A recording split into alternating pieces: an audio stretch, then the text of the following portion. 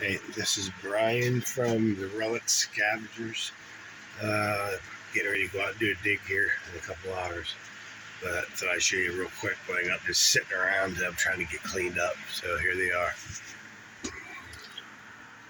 This dig was Pennsylvania Canal, Pennsylvania Railroad.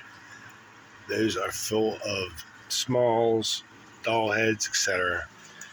I'm sorting glass because of my logging venture. There's some stuff's been sitting there for a while. And over here is my shelf. Damn it, bone bracelet. And then I've got these little things here.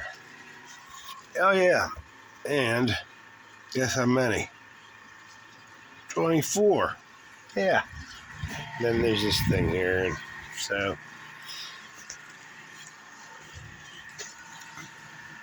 I'll try to get this uploaded, but